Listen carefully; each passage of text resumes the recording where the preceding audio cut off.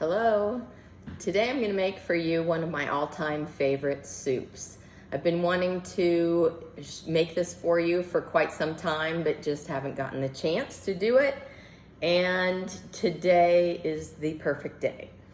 I have been spending the last 4 summers in northern Montana, northwest Montana, to get away from the heat and humidity of Florida. And it is currently mid-October. The leaves are yellow, gold, reds, very vibrant, falling. It's 30 some degrees in the morning, beautiful outside. And the perfect fall soup is is a squash soup.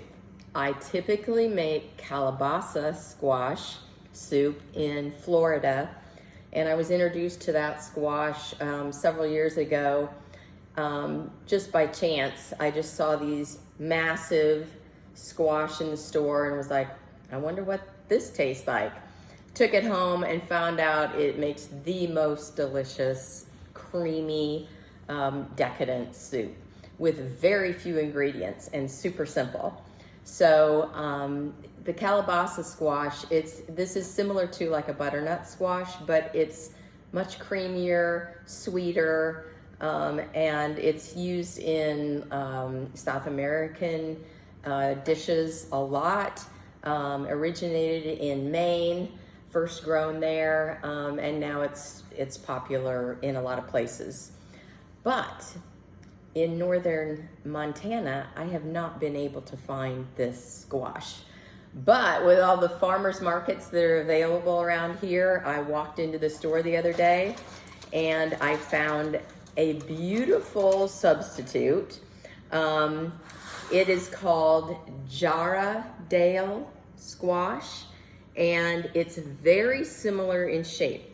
So the calabaza and the Jarrahdale are very disc-like, and they can be smaller or they can be gigantic. This Jarrahdale is kind of this green color on the outside, but it has the same vibrant orange gold color that the calabaza has. And I talked to the farmer that was in the market and asked her about it, and she said it is a very sweet flesh. So I am taking my chance and going to substitute my calabaza with this Jarrahdale today. The hardest part of this soup is actually cutting the thing open. As you can see, I cut it horizontally, and you have to just be really careful. Take your time because it is a very hard squash, and cut it horizontally, scoop out the seeds, and then I roast it in the oven. I put it in a pan, put some water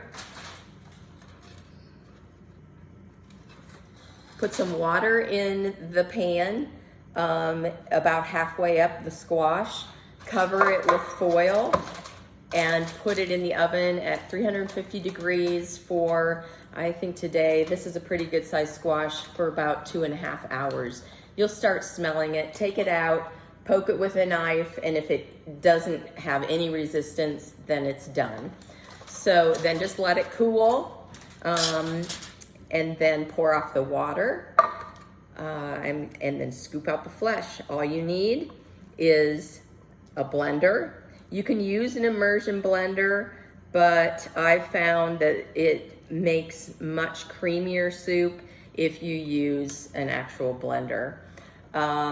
You can tell right now, I can tell, I'm very excited because I've not done this squash before. It is very, very similar texture to the calabaza. Super creamy coming out, not firm at all. It's just looks like butter almost. So I'm going to fill up the blender with the flesh of the squash.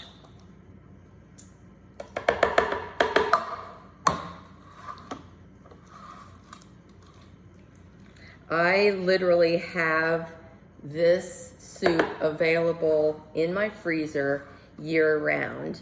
It is just comfort food in a bowl. And I have calculated that it's very simple ingredients. I've calculated that 1 cup of soup is like anywhere between, I mean, depending on how big your cup is, but a cup of soup is about 70 calories, and it's very filling just because it's just creamy and delicious, and it's very satisfying. So you don't need a whole lot to get that satisfaction. Okay, so I have cleaned out this squash, completely empty. Then the only other ingredients are salt, nutmeg, and I typically in Florida will use a whole nutmeg and then just use, just grind it, you know, a little bit in the soup.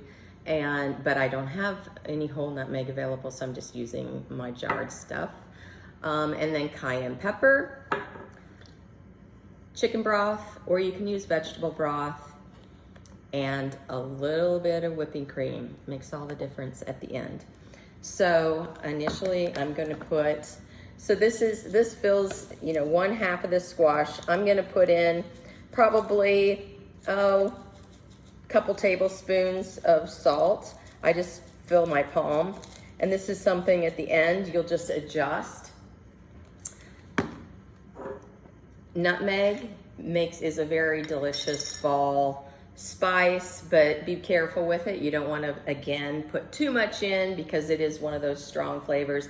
If you don't like nutmeg, just leave it out. But I'm gonna just put a couple shakes in there. And then with the cayenne, that's the only thing I actually do measure.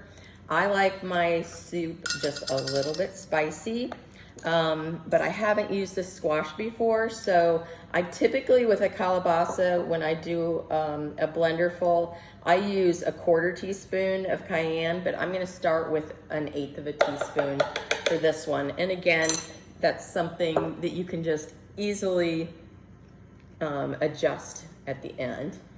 Now I'm going to just pour in my chicken broth.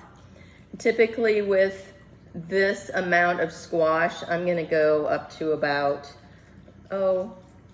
5 cups on this. And then again, I'm gonna adjust it. Put on my lid, my blender.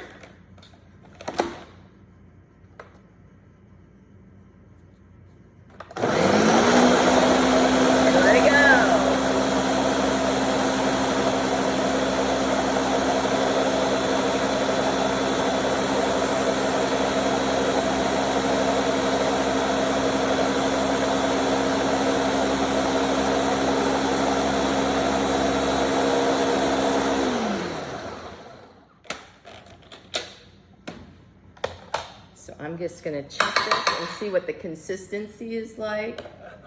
Oh, that is, I like mine relatively thick. So I think I'm going to taste this and put just a tad more chicken broth in there.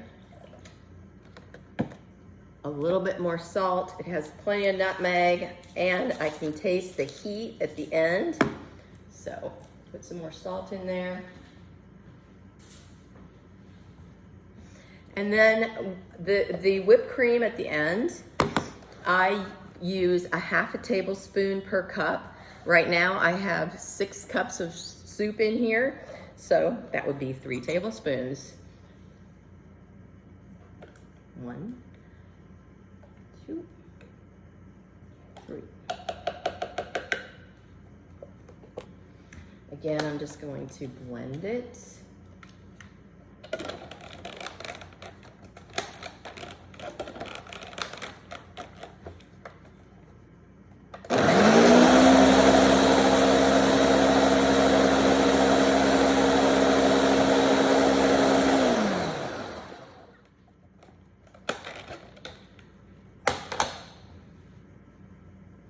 And it's amazing what that small amount of cream does. It makes it its pretty color and just adds an extra level of creaminess.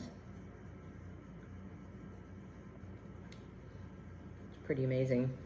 So go out there. That's all there is to this. You're done with your soup.